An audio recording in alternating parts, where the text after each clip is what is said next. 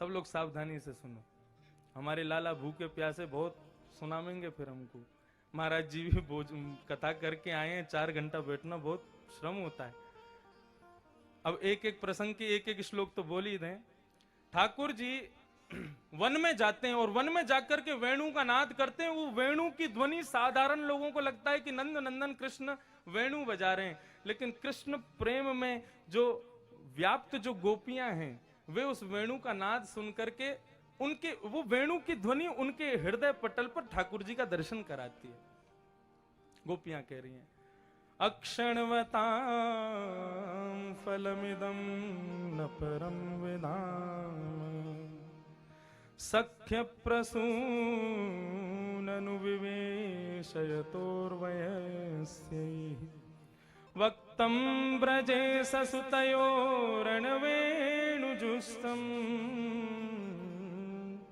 यैर्वानिपीतमनुरक्तकटाक्षमोक्षम्। गोपियां कह रही हैं, आंखों का यदि कोई धर्म है तो वो केवल और केवल श्याम सुंदर का दर्शन करना। उसके अलावा इन आंखों से किसी को देखने का इन आंखों का कोई धर्म नहीं है। श्री सूरदास जी महाराज को भी जब ठाकुर जी ने नेत्र दे दिए तो ठाकुर जी को चारों तरफ से घूम घूम करके सूरदास जी ने एक एक रों का दर्शन किया और एक एक रों का दर्शन करके ठाकुर जी के चरणों में प्रणाम करते हुए ठाकुर जी से कहते हैं, अब हमें एक वरदान दे दो।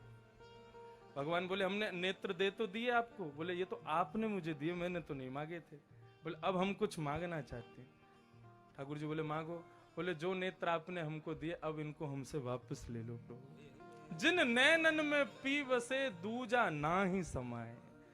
जिन नेत्रों में आप विराजमान हो गए प्रभु, अब इन नेत्रों में दूसरा कोई नहीं विराजेगा। आप इन नेत्रों को मुझसे वापस ले लो। तो आंखों का धर्म है ठाकुर जी का दर्शन, कानों का धर्म है कथा का श्रवण, पैरों का धर्म है ठाकुर जी की प्रदक्षिणा। अपनी प्रत्येक इंद्रिय से भगवान को धन्यवाद कहना ही भक्ति है। आपने प्रभु कान दिए, इन कानों से कथा सुनेंगे।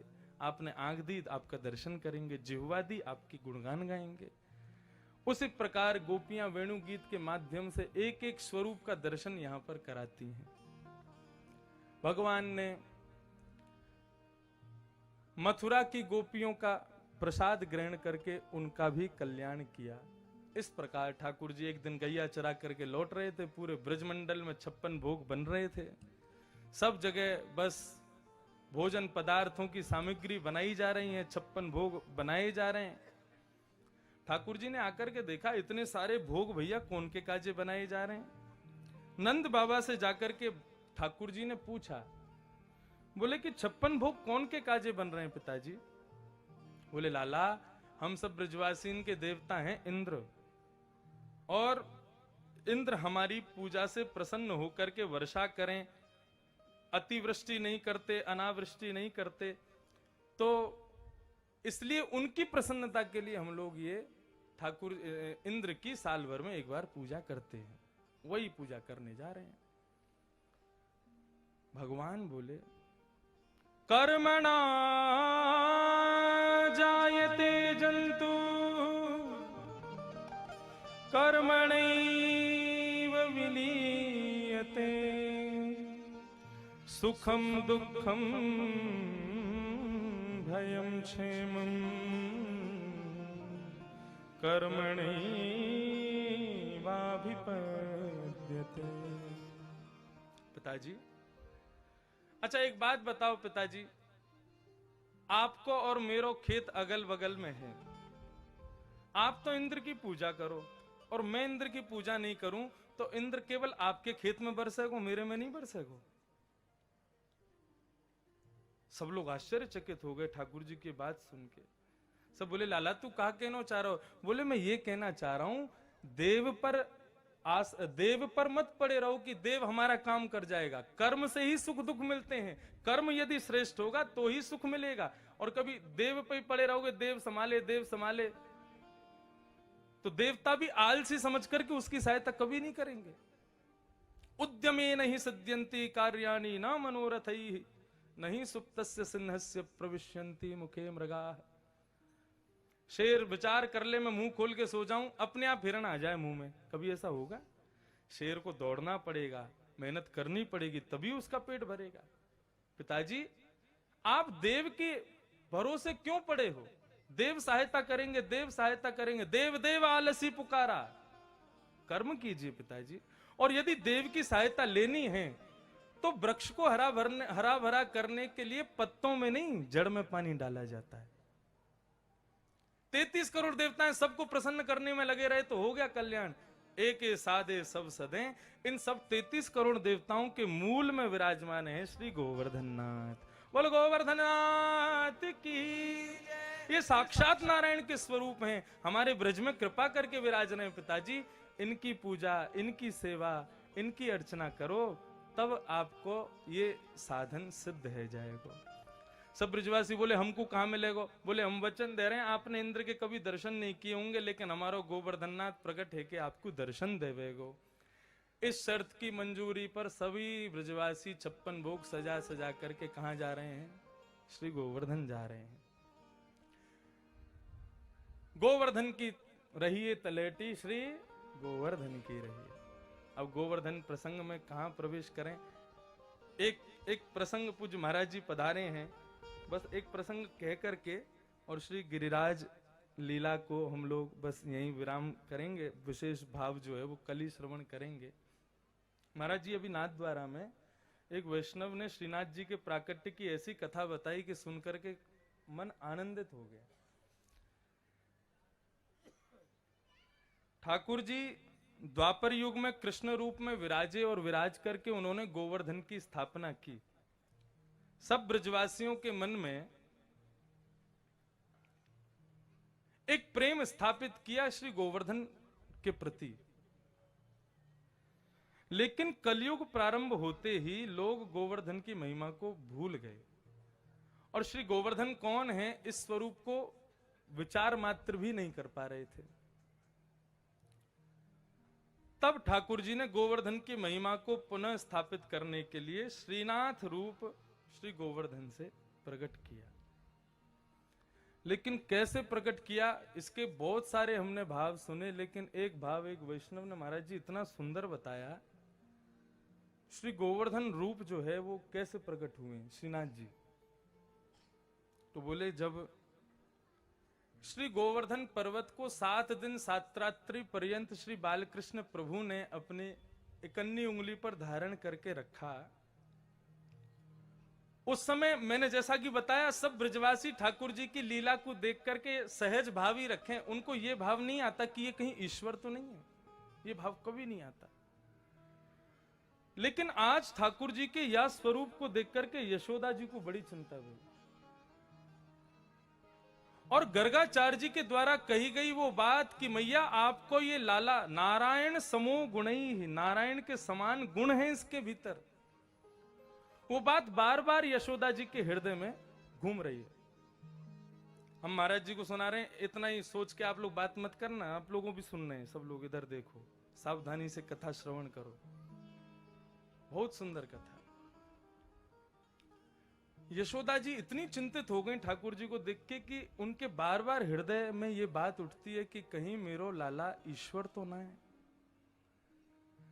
और बार बार विधाता से श्री गोवर्धन नाथ से प्रार्थना करती हैं, हे विधाता, हे ईश्वर, मुझ पे कृपा करियो, मेरो लाला ईश्वर नहीं हो। या कि लीलान को देख करके, या कि गुणन को देख करके और गर्गाचार्य जी की वह बात को स्मरण करके मुझ को बार बार भय आवे कि कहीं मेरो लाला ईश्वर तो ना है।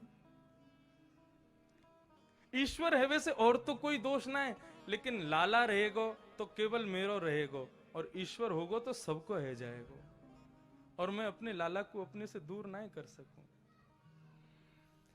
7 दिन 7 रात्रि पर्यंत बार बार मैया यशोदा लाला को कभी ईश्वर रूप में देखे और कभी अपने पुत्र के रूप में देखे। 7 दिन 7 रात्रि बीतने के बाद में ठाकुर जी ने गिरिराज जी पधरा दिए, वापस सब गोकुल को चले गए। ठाकुर जी अपनी लीला पूरी करके ब्रजमंडल छोड़ करके मथुरा को भी प्रस्थान कर गए। और श्रीमद् भागवत आदि ग्रंथों के माध्यम से हमने पूर्वाचार्यों से सुना है, पूज्य महाराज जी से भी, पिताजी से भी श्रवण किया है कि भगवान का ब्याह हो गया, द्वारिका में सब स्थित हो गई, भगवान के पुत्र पौत्र आदि सब हो गए। उसके बाद में कुरुक्षेत्र में जब सूर्य ग्रहण का समय आया, तब सब ब्रजवासी ठाकुर जी से मिले और श्री यशोदा जी भी मिले। जब भगवान को पता चला कि मैया यशोदा आई है, ठाकुर जी ने उनका स्वागत किया। मैया, ये मेरी बहू है, या को नाम रुक्मणी है, ये मेरी दूसरी बहू है, या को नाम जामवती है, ये मेरी तीसरी बहू है, या को नाम सत्यभामा। सब बहुओं से मिलवा रहे हैं। बोले लाला तेरे इतने ब्याह कैसे है गए? बोले तू ही रोज दीपदान करती, यूं ही कहती मेरे लाला के बहुत सारे ब्याह है जाएं, वही फलीभूत है गए, इतने सारे ब्याह हैं। सबसे मिली यशोदा मैया, सब बहुओं से मिली, ठाकुर जी के पुत्र पौत्र सबसे मिले। भगवान बोले अब सब लोग मिल लिए, अब आप लोग सब जाओ, मोकू और यशोदा मैया को एकांत में अकेले छोड़ दो। यशोदा मैया और ठाकुर जी दोनों एकांत में बैठे बैठे आपस में बातें याद कर रही हैं। मैया यशोदा बचपन की लीलाएं ठाकुर जी की स्मरण कर रही हैं। भगवान बोले मैया, आज तो को कुरुक्षेत्र में देख करके मैं बहुत प्रसन्न हूं, लेकिन मेरे मन में एक प्रश्न उठा है। मैं, तू आज्ञा करे तो मैं तो उसे पूछ लूं। भगवान मैया यशोदा बोली हाँ लाला बोलना, क्या बात है? बोले मैया, मैं गैया चरावे जाता हूं, गैया चरा करके लौटवे के समय से यदि थोड़ा भी लेट है जातो तो तेरे प्राण व्याकुल है जाते। मेरो लाला कहाँ गयो, मेरो लाला कहाँ गयो कहते कहते पूरे ब्रज में डोलती रोती रहती। और फिर जब मैं आ जाता हूं तो मुझको एक घंटा तक अपने हृदय से लगा करके रखती। इतनो प्रेम मेरे मोते तेरो,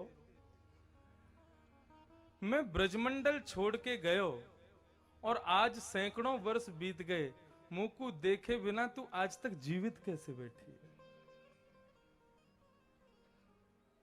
जा स्वरूप को देखे बगैर तेरे प्राण कंठ से निकलवे को है जाते, वह स्वरूप के बगैर तू आज तक जीवित कैसे मैया? तू मुझको ये बात बता।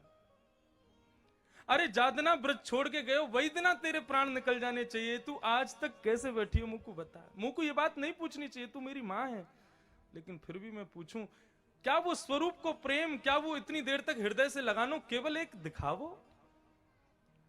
तू कैसे जीवित है मेरे बगैर?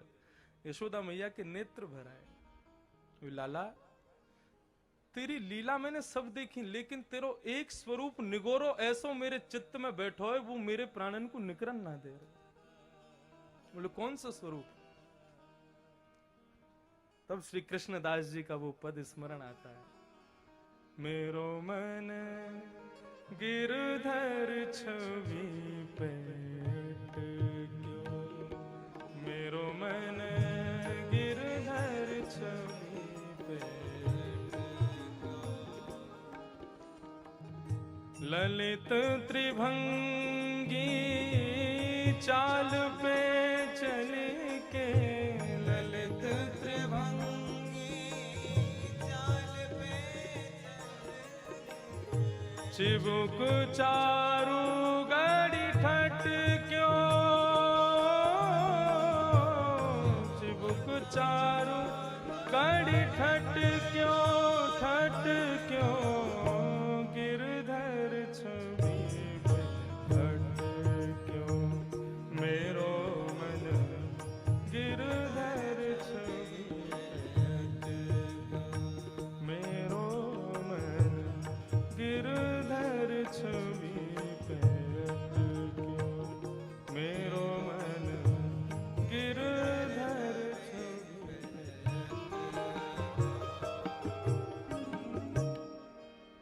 यशोदा जी ने उस स्वरूप का दर्शन ठाकुर जी को कराया। बोले लाला आजा मेरो आलिंगन कर, तू जैसे मेरे हृदय से अपना हृदय लगाएगा ना, तो मेरे हृदय को स्वरूप तो को भी दिखेगा। और ठाकुर जी ने जैसे यशोदा जी को आलिंगन कियो, तो यशोदा जी के हृदय को स्वरूप ठाकुर जी के नेत्रन में आयो। वो स्वरूप कोई और नहीं, एक भुजा अपनी कमर पर लगाए, दूसरी भुजा ऊपर किए, श्रीनाथ स्वरूप ही है। और भगवान ने जब वो स्वरूप देखा, कलिकाल जब प्रारंभ हुआ, कलयुग में लोग गोवर्धन की महिमा भूल गए, तब ठाकुर जी ने विचार किया हमारा कल की अवतार तो बहुत समय अभी होने में, लेकिन गोवर्धन की महिमा पुनः स्थापित कैसे हो? तब ठाकुर जी ने यशोदा जी के हृदय में जो स्वरूप उन्होंने देखा, उस स्वरूप को श्री गोवर्धन से प्रकट कर दिया, वही श्रीनाथ जी है। ये स्वरूप महाराज जी एक वैष्णव ने सुनाया, और जब से हमने सुना तब से मेरो मन भी गिरधर छवि पे अटको। हमारे नन्हे से गिरधर लाल जी रात में सुला में वासे पहले उनको यही भाव सुना मैं, आपको ये स्वरूप श्री यशोदा जी को स्वरूप है, यशोदा जी के लाला हैं श्रीनाथ जी। तो क्षमा करें, मैं अपने प्रसंग से थोड़ा बाहर गया, लेकिन पूज्य महाराज जी नाथ द्वारा नहीं आए तो मैंने सोची थोड़ी देर को यही स्थान को ही नाथ द्वारा बना दूं। और बड़े भाव से श्री गिरिराज जी की मंगलमयी आरती, आज 56 भोग भी सजे हैं, लेकिन अब 56 भोग ठाकुर जी बोले हम कल आके ही पाएंगे, आज और रखो रहने दो। आप सब लोग कल पुनः 4 बजे सबसे फिर मिलेंगे। जय श्री कृष्ण, जय श्री राम, जय श्रीमन नारायण। श्री गोवर्धन प्रभु की मंगलमयी आरती गाओ।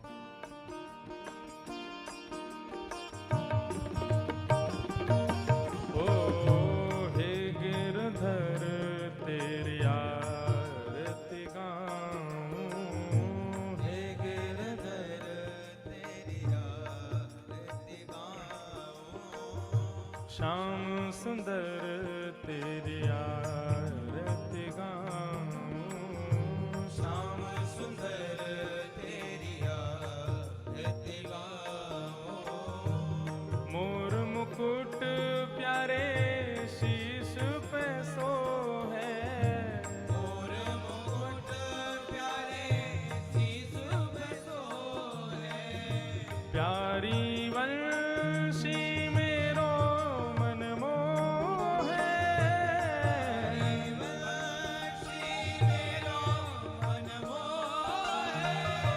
देख छवि में बलि बन जाऊं, हे गिरधर तेरी आरती गाऊं, हे गिरधर तेरी आरती गाऊं। चरणों से निकली गंगा प्यारी, चरणों से निकली गंगा जिसने सारी दुनिया तारी, जिसने सारी दुनिया तारी। उन चरणों में शीश नवाऊं, हे गिरधर तेरी आरती गाऊं, हे गिरधर तेरी आरती गाऊं। व्यासदास के नाथ आप हो, व्यासदास के नाथ आप हो। सुख दुख जी